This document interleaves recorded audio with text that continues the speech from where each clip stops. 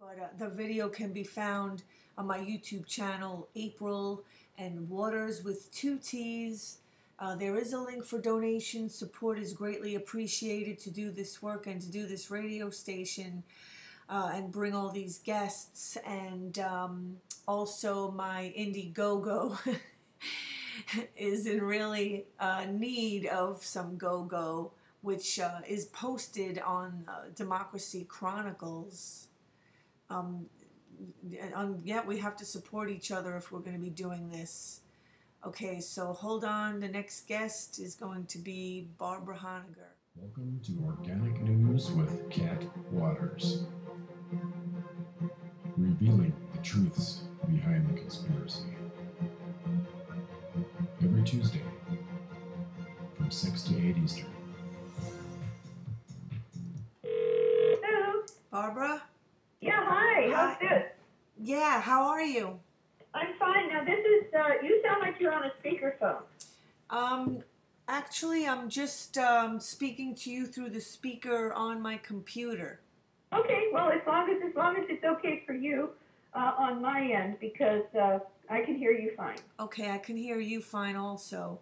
Okay. So let me just introduce you. Barbara Honegger, leading researcher, author, public speaker on the 9/11 Pentagon attack and anthrax attacks. She has served in high-level positions in the U.S. federal government, including White House policy analyst and special assistant to the president.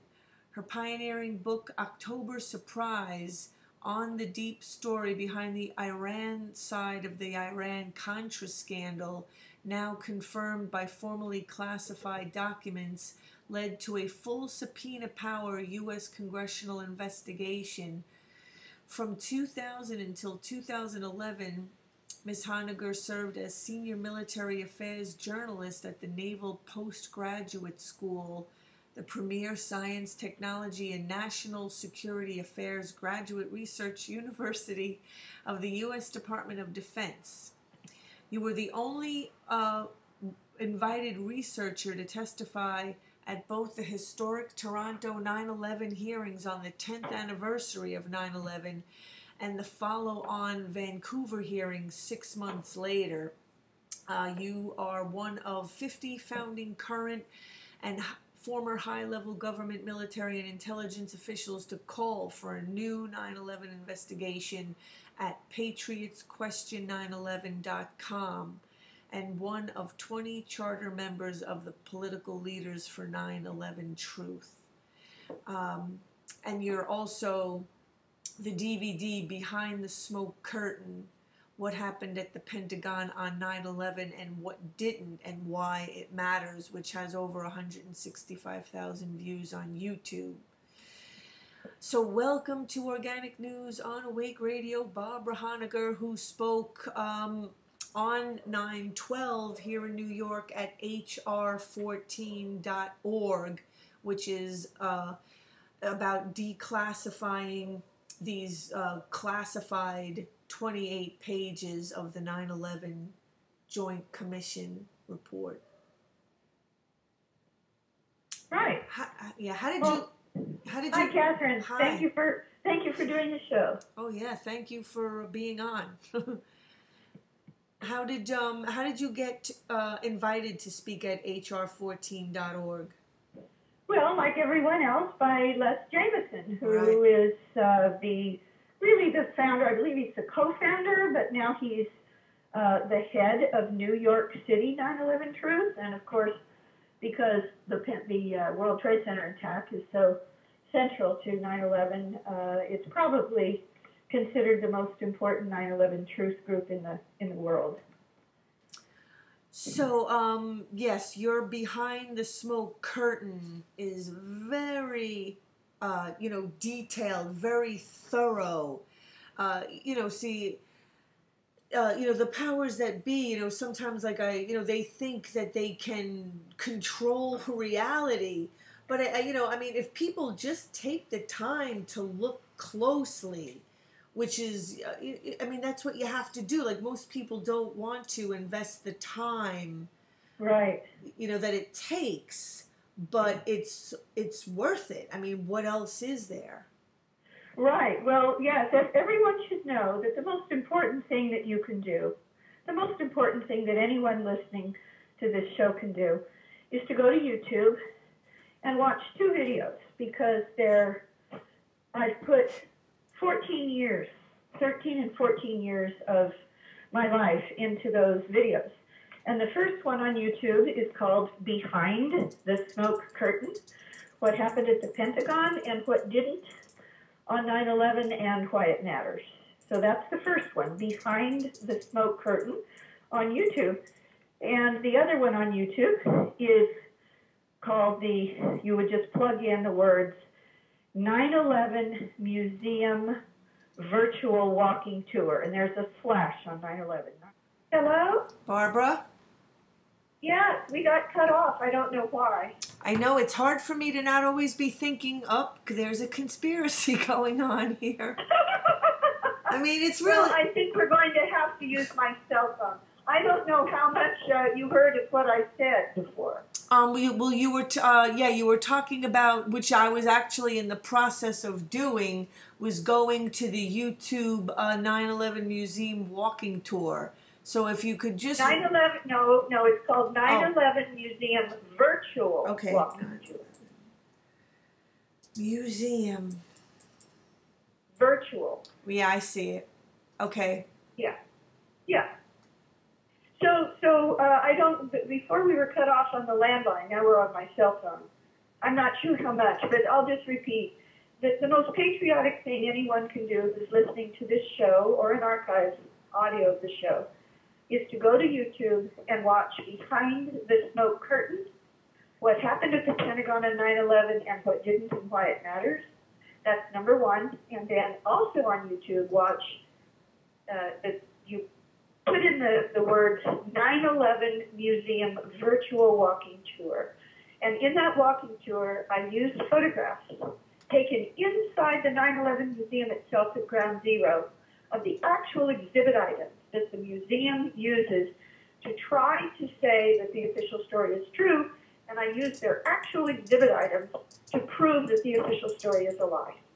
Right. So it's very important for everyone to see both of those YouTubes. Very important. Okay. Yes. So it's good information. It's got great reviews by the top researchers in 9/11 Truth. So, they completely endorse it, like Dr. I'm sorry, what's it, Ray Griffin? David Ray Griffin. Right. And so, okay, so let's get on. I should say that Dr. David Ray Griffin, if you don't have the responses of 9/11 Truth movement leaders in front of you, Dr. Griffin, who's the worldwide dean of 9/11 Truth, he says of the information in Behind the Smoke Curtain, which is about the truth of the Pentagon attack on 9/11, proving that the official story is a lie. He has said of it that, quote, it will transform the entire discussion of what happened on 9/11, unquote. Richard Gage, who's the founder of Architects and Engineers for 9/11 Truth, when he saw the presentation, he said, this presentation blew me away. And it takes a lot to blow Richard Gage away. So let me just ask you, how did you get involved in looking into all of this? I mean, because you were kind of working sort of on the inside, for the government. Well, I was the senior military affairs journalist for 15 years at the Naval Postgraduate School here in Monterey, in California, the Central Coast of California, where I live. That's where the Naval Postgraduate School is. Many people incorrectly think it's in the Pentagon or in Washington, D.C. or Arlington, Virginia. It's not. It's here in Monterey, California. And so I was the senior military affairs journalist at the Naval Postgraduate School for 15 years. And in that position, people from the Pentagon who were there on 9/11, from the chairman of the Joint Chiefs of Staff to the Secretary of Defense, all the way down to the head of Special Operations on 9/11, they all come to the Naval Postgraduate School to give superintendents guest lectures, the Secretary of the Navy guest lecture. And it was my job as the senior journalist to interview them for our publications. But when I was done with those interviews, I would ask them, each one, if I could take off my work hat, my employment hat, and put on my private citizen hat and ask them what they experienced on 9/11. And every one of them told me. They were hungry to tell someone. Right. No one ever said, you can't say this. No one ever swore me to secrecy. No one ever had me sign anything classified. So I'm totally free to tell what I was told by the topmost people in the Pentagon. And so that got me on the quest, if you will, to pull together everything that I had learned from people who were there in the highest level position. And I put that together along with 13 years of research independently of these interviews with top Pentagon officials and military officers in the YouTube Behind the Smoke Curtain, which has close to 200,000 views on the main YouTube alone. So you want to tell the public that it's safe to open your mind regarding the events of 9/11. Exactly. You know, it's interesting. Even on the 5th anniversary of 9/11, that's almost 10 years ago. Even on the 5th anniversary, where I put on a press briefing at the National Press Club in Washington, D.C., out of my own pocket, and there were 6 or 7 9/11 Truth Movement leaders who were speakers at that press conference. And we were actually covered by the Washington Post. The Washington Post interviewed both Professor David Ray Griffin and myself for a breakthrough article in the mainstream press called The Disbelievers. And it was about those of us who have looked into the facts, the forensic facts of the 9/11 attacks, and do not believe the official lie of 9/11, the government's version of events. And so this article, way back almost 10 years ago, 9 years ago and more, called The Disbelievers in the Washington Post, was the Washington Post's main article for the 5th anniversary of the attacks in a paper of record in Washington, D.C., the nation's capital. It was a positive, honest coverage of the position of Professor Griffin and myself. Professor Griffin basically focusing on the World Trade Center and me focusing on the Pentagon. And at that time, this article called The Disbelievers, which is still online, you can Google The Disbelievers. The date of the publication was September 8th, Washington Post, September 8th, 2006. Okay? So The Disbelievers. And that article was picked up all over the country, including by the online version of MSNBC, which is part of NBC, the major mainstream network television network.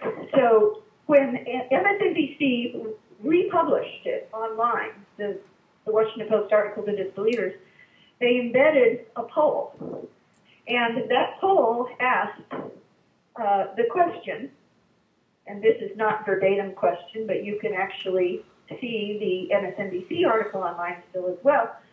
But the gist of the question in this poll, online poll, was, do you believe the official story of 9/11, or do you have some doubts about the official story of 9/11?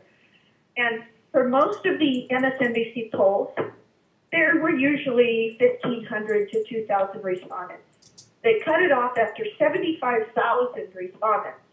They cut it off. Wow. And it was 89% didn't believe the official story or had serious questions about it. And that was almost 10 years ago. So my point is that the 9/11 Truth Movement has done a very good job of, to answer your question about feeling safe to know the truth. People, the vast majority of people know that the official story is a lie. But they also have unrealistic fears about saying so. Right. To their family members, to their coworkers. they have these unrealistic fears that something bad's going to happen to them, that they'll lose their job or they'll lose their friendship or whatever. Well, I'm living proof that that isn't true. Because even inside my position, for 15 years, 11 of them during the day of and after 9/11, when I was the senior military affairs journalist at the Naval Postgraduate School, which is our own Department of Defense. It's the Pentagon. They call it the premier science, technology, and national security affairs graduate research university of the U.S. Department of Defense. And I was in that position, in my job, didn't lose my job, for 11 years. From the day of 9/11 on, I was vocal, I was active, I was on TV, I was on radio like I am with you today on my radio, and nothing ever happened. I kept my job, I got out the truth, I held press conferences at the National Press Club, I've been on national television. And people have unrealistic expectations about what the cost that they might have to pay if they say what they think about 9/11. I mean, if enough people said it too, I mean, like, see, that's just it. I mean, we need a critical mass of people to, I mean, you just pointed out the 89%, but they cut it off. I mean, of course, if they didn't cut it off, it would have went to like 100%. It's close to 100%, exactly. So if all of those people came out and just said it, I mean, there are so many degrees of you can just I mean, okay, John Perkins spoke also at the same event that you spoke at, and you can just, like he says, question the official story. That's all you can say, and that's at least a step in the direction, you don't have to, because I mean, I completely always question the official story, and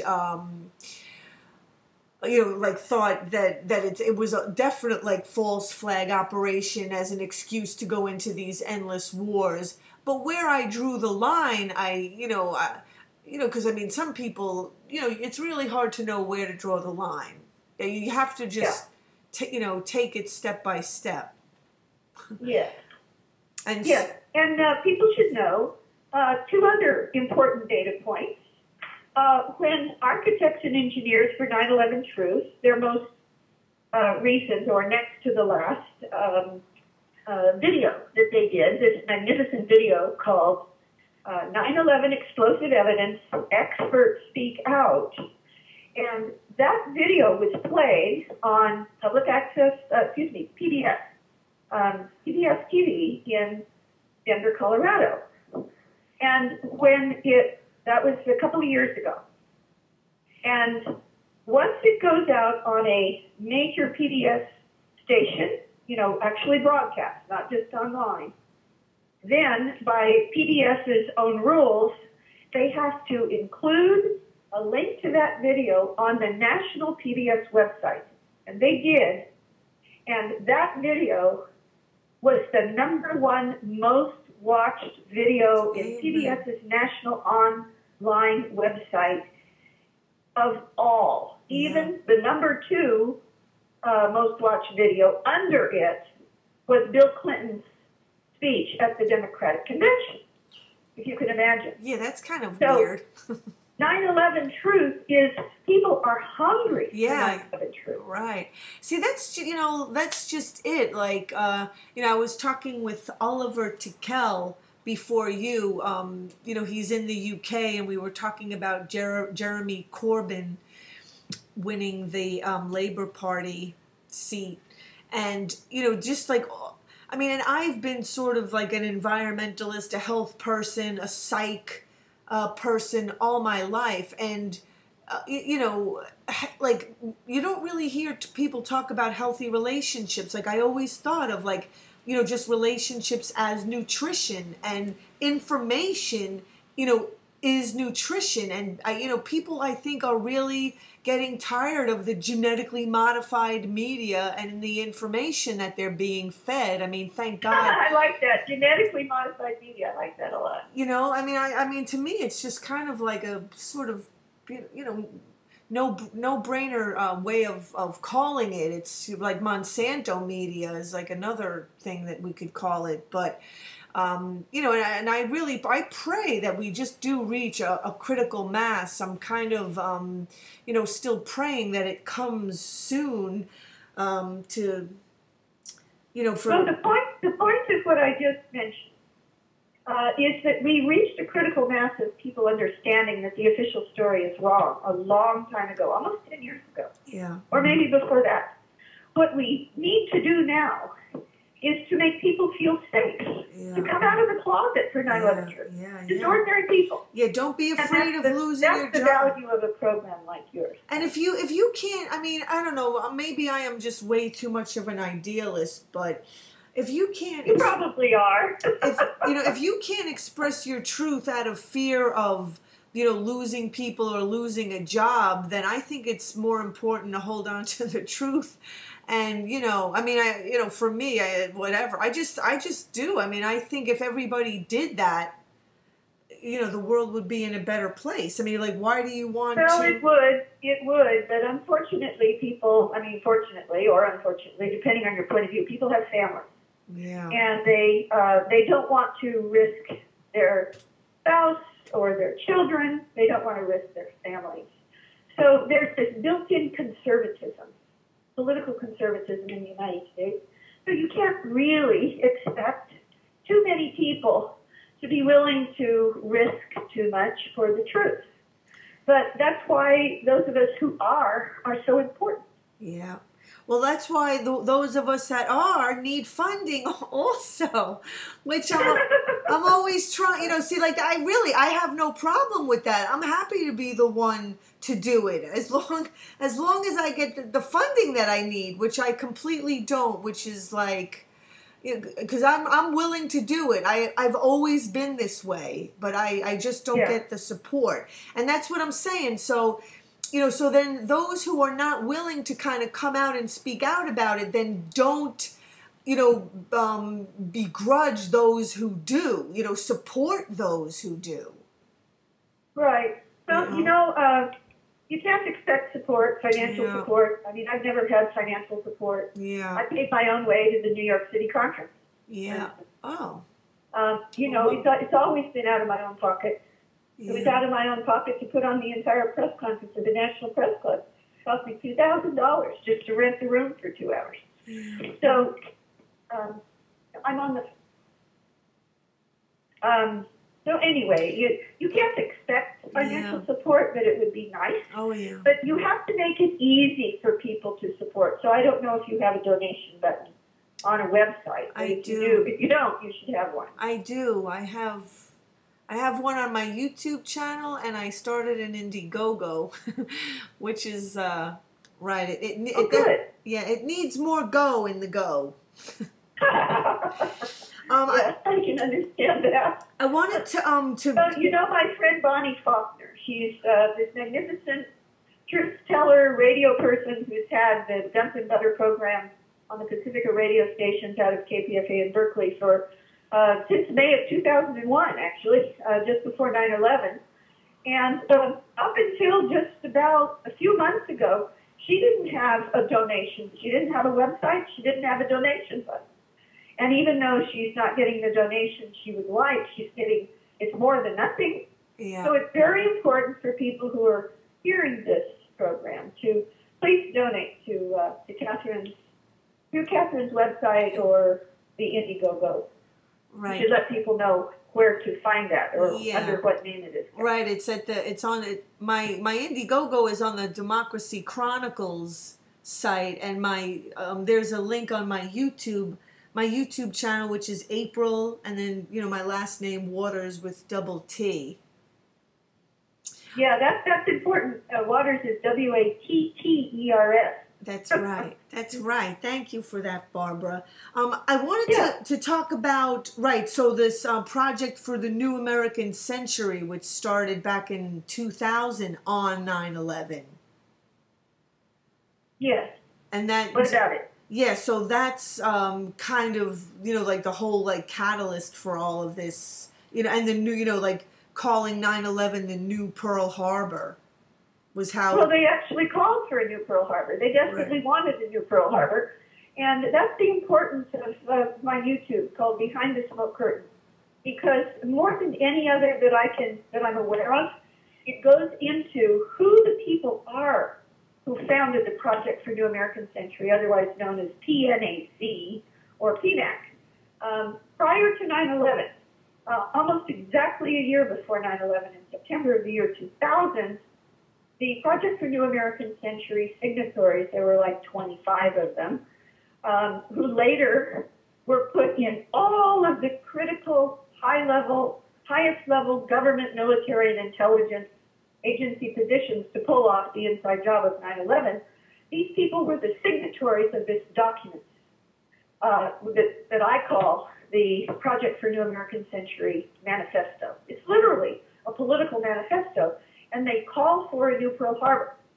Well, in order to trigger the global domination agenda and the overturning of 7 countries, of the governments of 7 countries in the Middle East. And as you know, we're in the middle of doing that. Right. First it was Afghanistan, then it was Iraq, then it was Syria and Yemen, and now they're going, it looks like they're not going to get Iran because President Obama has hopefully successfully completed this negotiation on the Iran nuclear deal. But the last domino in their PNAC manifesto, published in September of 2000, a year before 9/11, was to overthrow the so-called political regimes, that's a fancy name for overthrowing the government, of 7 Middle East countries, right. dominoes in a row.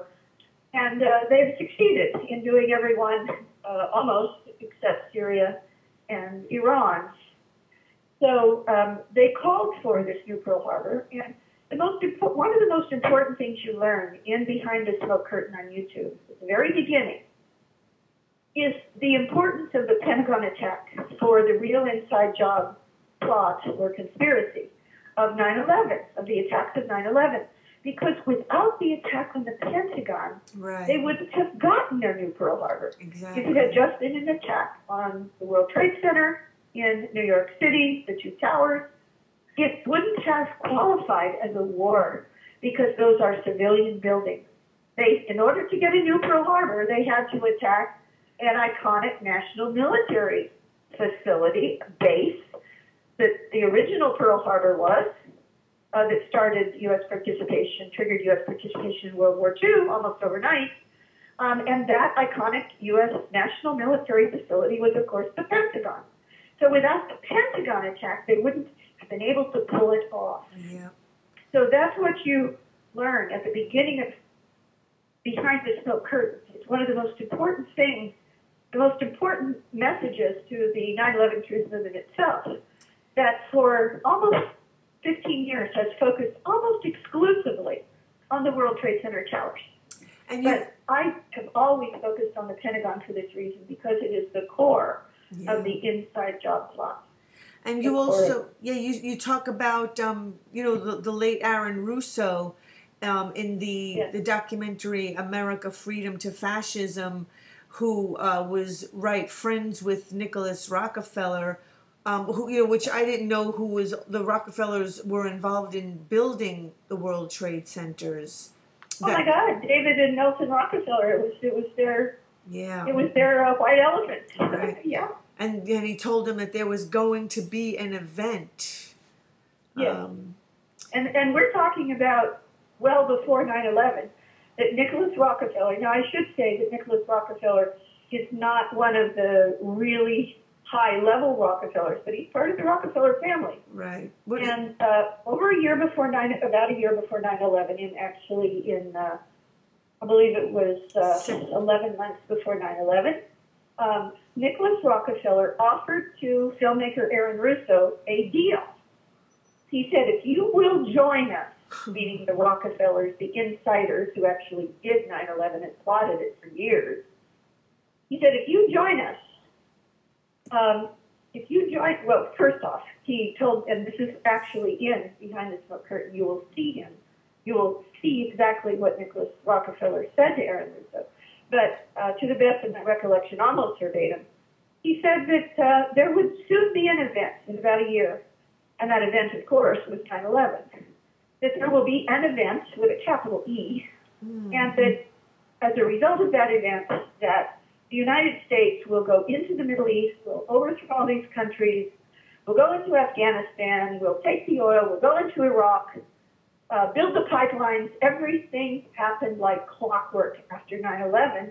And then Nicholas Rockefeller said to Aaron Russo, and if you join us, the police state measures, these oppressive, illegal, warrantless surveillance state police measures will not be applied to you like they will to the rest of the American public after the event happens in about a year.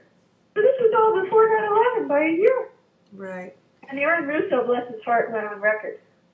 Yeah, bless him. Yeah, that was. I mean, what? I mean, did anything happen to him? I mean, like after he, told this guy like he wasn't interested. I mean, like. Well, not immediately. I mean, he is no longer alive. Right. But I don't have any knowledge that it wasn't from natural causes. I don't know. Right. Okay, so it was the Pentagon that made it the new Pearl Harbor. New Pearl Harbor. And yeah. So talk about this Albert Wohlstetter, a Zionist, who was his wife wrote a book that Donald Rumsfeld. This was back in 1962. Well, the book was published by Roberta Wohlstetter, who was Wohlstetter's wife. The Wohlstetters were basically amongst the very small handful of ideological founders of the Zionist neocons, who are the signatories of the Project for New American Century Manifesto that called for the new Pearl Harbor exactly a year before 9/11. And this book by Roberta Wohlstetter was published way back in 1962. You see the cover of the book in the YouTube Behind the Smoke Curtains. And the important thing about that is that Donald Rumsfeld, who was the Secretary of Defense, of course, for George W. Bush, before, on, and after 9/11, headed up the Pentagon, that Donald Rumsfeld got multiple copies of that very old book, published in 1962, and passed it out all over the Pentagon before the attacks of 9/11. And what's important about that is that Roberta Wohlstetter's book is probably one of the most passionate advocates for the lie, the official lie of the original Pearl Harbor attack, that it was a surprise attack, which it wasn't, and that it was based upon so-called intelligence failures and lack of imagination. So where have you heard that? You heard that from the 9/11 Commission, right? Who published this cover-up whitewash report called the 9/11 Commission Report.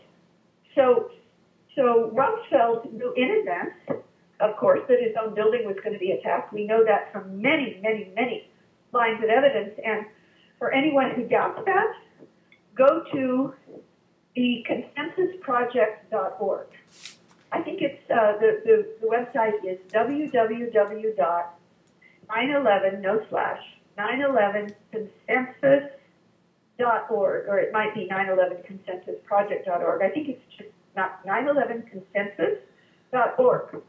Okay. And this is a group of scholars, engineers, PhD scientists, scholars, and there are, I believe, 23 of them, but there's a large number.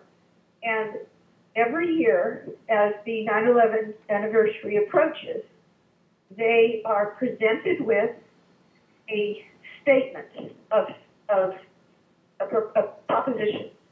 And in this case, the proposition that they have to vote at least 85%, that's the consensus level, at least 85%, in order for that point, that proposition, to be added to the official list of propositions that the 9/11 Truth Movement supports. And this year, for this just past 9/11 anniversary, only a couple of weeks ago, One of the two consensus points that had reached consensus of these scholars is that Donald Rumsfeld had advanced knowledge of the attack on his own building. Okay? So he passed out this book that pushed the official lie of the original Pearl Harbor attack, just as the movie Pearl Harbor came out in May of 2001. Did you ever ask yourself, how come we're having a movie about Pearl Harbor out of nowhere? Right. It was setting up the American psyche to identify the attack of 9/11, and in particular the attack on the Pentagon, as a new Pearl Harbor. Right. So the whole thing was planned, pre-scripted, orchestrated, and then patsies were set up, these alleged 19 hijackers that the 9/11 truth movement has proven could not have been in control of any of the four planes, even if they were even on them, that reached their targets. Those are just patsies. And Those are just to blame the Muslims to have a pretext for invading the Middle East. Boy. That's all. And you're saying, as far as the Pentagon, that nothing even hit the Pentagon, that it was basically just an external and internal explosions. Well, I don't know.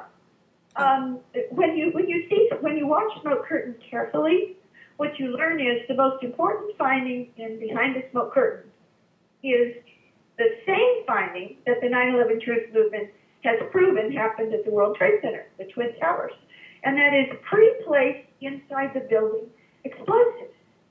The controlled demolition at the World Trade Centers 1 and 2 and World Trade Center 7, not hit by any plane. So two planes presumably brought down three buildings in a miracle, alleged miracle in New York City on 9/11? No way. But what I found is that the overwhelming evidence for pre-placed inside the building explosives at the Pentagon as well on 9/11. So it's the same modus operandi at both in New York City and at the Pentagon. That's number one. That's the most important finding. However, Smoke Curtain also marshals the evidence that there was a plane, a low-flying plane coming in very low, very fast, that was destroyed at the west wall of the Pentagon. But it wasn't Flight 77. I proved that. It was something else. Right. It was a white plane, and because it was a white plane, it could not have been any American Airlines plane. And the official story claims that Flight 77 and American Airlines plane hit the wall. It didn't. There was a plane, but it was almost certainly part of a military drill, that it was under remote control, like almost certainly the planes at the World Trade Center towers were under remote control. So the modus operandi at both the World Trade Center towers and the Pentagon is identical. That's the finding of Smoke Curtain, and it's extremely important. And you talk about a firefighter that had to, two men that had to get out of the way of this plane, and like it was. That's correct. That's correct. They were the firefighters. Many people don't know this, but you learn this in the YouTube Behind the Smoke Curtain on the Pentagon attack on 9/11, what really happened and what didn't.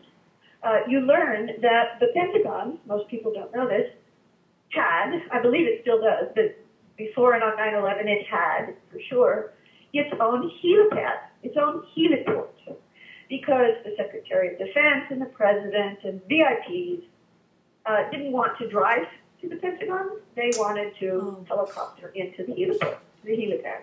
So it had its own helipad, and it had a little firehouse just to the left or the north of the helipad, just off the west wall. And on top of that little firehouse, there was the air traffic controller, where the air traffic controllers looked out of their big plate glass windows to give instructions to helicopters coming in, landing, and taking off. And it was the firefighters for the Pentagon's own little firehouse by that helipad who were almost killed by this white plane that came in, and this is very important. It came in over 5 minutes before the official story says Flight 77 was anywhere close to Washington, D.C. was, according to the official story, Flight 77 was right around Chantilly, Virginia, 35, 40 miles away at the time this quiet plane came in and almost killed these firefighters, and then was destroyed in a big fireball by the wall. Okay, good. I made so many notes, and so yeah, I usually I make more notes than I can even use, but I would rather have more notes than not enough notes. No, that's true. That's true. Yeah. And so I would say that it's very important for people to watch all of Behind the Smoke Curtain. Yeah. Because at the end there's a section called Who Did It? And you need to watch the first part to have the context to understand the massive nature of this inside conspiracy in order to appreciate the evil of the people who planned and carried this out on 9/11 and then blamed it on innocent people. Right. Framed up and blamed it on innocent people. Yeah, that's another thing I really believe that the American people, a lot of American people just don't want to believe that their own government would do something. I mean, it is a scary thought. Well, there is a sense in which our quote own government didn't do it. Right. And they did and they didn't, and this is what I mean by that. What you learn in the Who Did It section of Behind the Smoke Curtain on YouTube, what you learn in that section is that the signatories of the Project for New American Century Manifesto that called for a new Pearl Harbor prior to 9/11 and then were put in positions of authority in the government at the highest levels, in the executive branch, the Pentagon, and the intelligence agencies to actually pull it off. That in all of the important cases, they were Zionists, and in many cases, they were actually Israeli citizens. They were dual U.S.-Israeli nationals. And obviously, their primary loyalty was not to the United States. So there's a sense in which the people who actually planned it and pulled it off were basically right-wing Israeli loyalist fanatics. However, they were also running the American government. Yeah, it's pretty, it's definitely, a rude awakening for sure. But I like, again, I mean, it's not that complicated if you just look at the facts, how you point out that whatever hit the Pentagon, the size, Flight 77, which was a certain height, the tail was a certain height, it would have, and whatever hit the Pentagon, the tail was not that high. And the wingspan and... Well, there were no tail pieces, no big wing pieces outside. And the engines... None at all. Yeah, the engines would have gouged out the lawn. Is that... Correct, and exactly. Yeah. And they also did not find the engines. Now, these are 6-ton steel and titanium, 9-foot diameter engines that can resist over 5,000 degrees Fahrenheit. And they claim that they didn't find them. Yeah. No, not possible. Not possible. The official story at both the World Trade Center and the Pentagon and Pennsylvania at Shanksville, they are all lies. They are all lies. And once people see Behind the Smoke Curtain on YouTube, then it's time to watch the 9/11 Museum Virtual Walking Tour on YouTube as the second thing to watch, because it covers all of 9/11, not just the Pentagon, but also the World Trade Center towers in Pennsylvania. And so also, you talk about George W. Bush, Article 2 in violation of, to violate the Bill of Rights. See, this is something that I just can't understand, is how they can use the events of 9/11 to violate the Bill of Rights. I mean... But that was the plan. That was one of the original reasons for pulling off the attack. But how does that fly with the American people is what I don't get, because the Bill of Rights, and the people in the Constitution are supposed to be, what we're upholding and protecting, You know, and you know, I mean, they use 9/11, they use all of this terrorist talk, you know, as an excuse to violate the people's rights, to take, you know, the freedoms away from the people. And I don't like that. That's completely backwards. They rationalize it by saying that, well, you know, we the government have a right to know what you're doing. You can continue to do whatever you want, just we're going to know what it is. Well, people, the good news is that even on the front page of today's San Francisco Chronicle or New York Times is an article about how the states across the country, the state legislatures, are requiring, actually it's in the New York Times today, and today, by the way, is September 29th, 2015. So I think it's in the B section, but it's in one of the inside sections of today's New York Times on the front page of one of these inside sections. There's an article about how states across the country and the state legislatures are requiring the FBI and the police to have warrants, to have search warrants before they do any kind of surveillance within their state. Right. So there's a pushback. There's a major pushback. And because of what the states are doing, the article continues that Eric Holder, who is actually, as we now have a new Attorney General, Comey, but the Attorney General under President Obama has just given new instructions to the FBI that they also have to have warrants. So we're getting back to where we were before the attacks of 9/11, justified these invasions, these mass invasions, warrantless invasions of Americans' privacy, of our emails and our phone calls. And if you think about it, if the Bush-Cheney administration really believed that these 19 Arab hijackers had attacked us, why would they immediately use the 9/11 attacks to justify snooping on every American's phone calls and emails?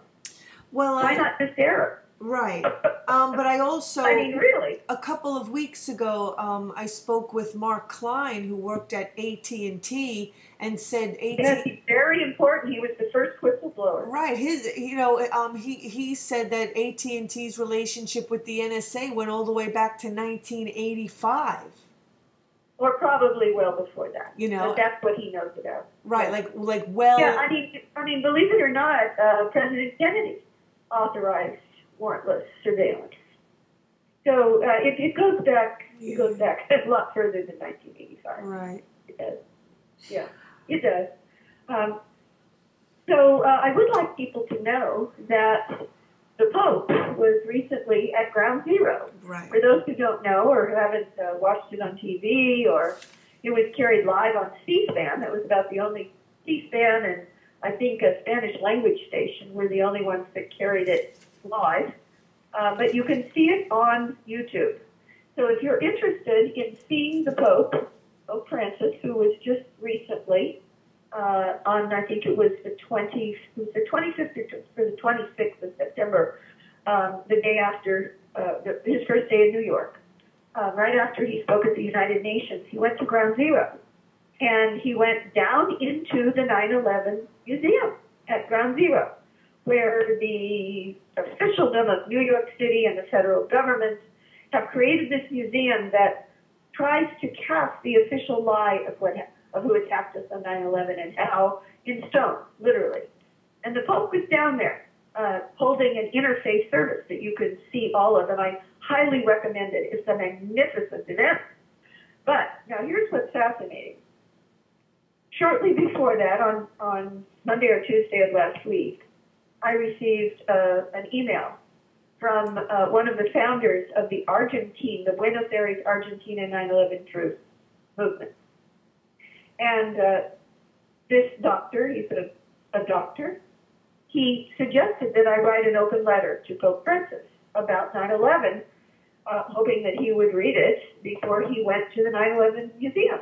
Because I have done, and it's already on YouTube for a year, the 9/11 Museum virtual walking tour, which proves the official story that they try to cast in stone there is a lie, using their own exhibit items to prove it's a lie. So I did write this open letter to Pope Francis, and I sent it to the doctor in Argentina who founded the Argentine 9/11 Truth Movement in their nation's capital. Well, as it turns out, he sent me an email back saying that he had forwarded it. He was ecstatic about it because in the open letter to Pope Francis, pointing out that he was about to go to the 9/11 museum and that the official story was a lie. And I gave the link to the 9/11 museum virtual walking tour to the Pope in my open letter to the Pope saying, you really need to watch this before you go because you need to know that this is a lie and that this lie of who attacked us on 9/11 and how has been used as a pretext for already murdering 2 million people and maiming and displacing millions more in the Middle East. And so he, the doctor from Buenos Aires, Argentina, emailed me back to say that he had forwarded my open letter that I had just emailed him to, because he was friends with, personal friends with, the Vatican's, the Argentine ambassador to the Vatican. So that went to the Argentine ambassador to the Vatican, who in turn got back to him saying that he was sending it to the Pope's secretary. Now, we don't know whether Pope Francis has a chance to watch it yet or not, but I would be almost certain that his secretary did and told him about it. And as fate would have it, if you go online on YouTube and just put in Pope Francis's interfaith address in the 9/11 museum at Ground Zero, you'll be able to watch the whole thing. Awesome. And in his address in the 9/11 museum, Pope Francis said words to the effect, and I have the precise quote, and you can hear it for yourself when you go to the YouTube.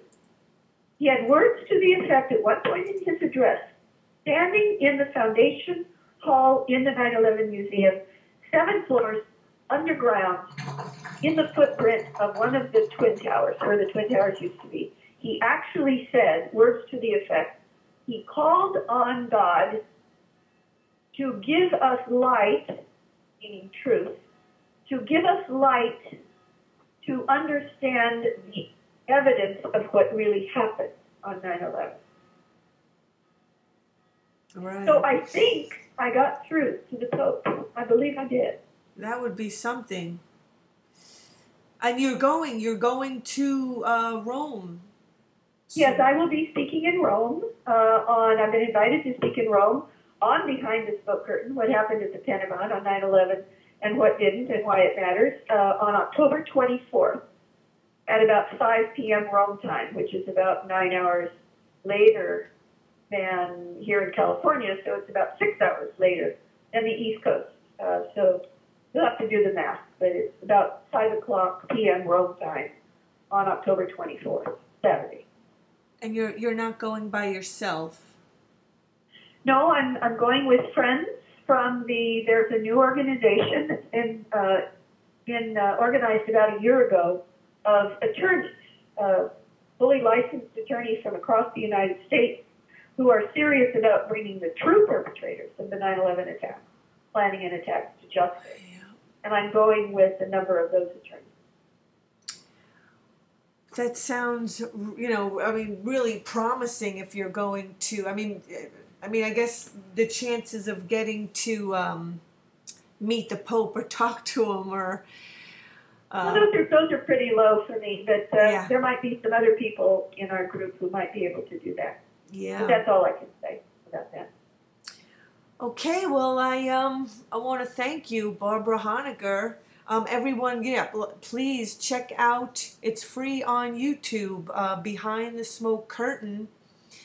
We have to just pay attention, take our power back, and question our leaders. It's our right, and we have to exercise them, or they're going to be lost. Right, and also be sure and watch the 9/11 Museum Virtual Walking Tour on YouTube, and there's a slash in 9/11. 9/11 Museum Virtual Walking Tour, which is what the link that I sent to the Pope. Right. Thank you so much, Barbara Honegger. Thank you. I hope to speak with you again. Okay, enjoy your night. You too. Talk to you again soon. Okay, bye. Okay, bye. Ooh. Okay, so that pretty much wraps it up. We have like 20 seconds left. Thank you for tuning in. Again, April Waters with double T. Please support organic media, and also Awake Radio and the number 1 with no spaces on YouTube for podcasts. Thank you so much, and please keep it going.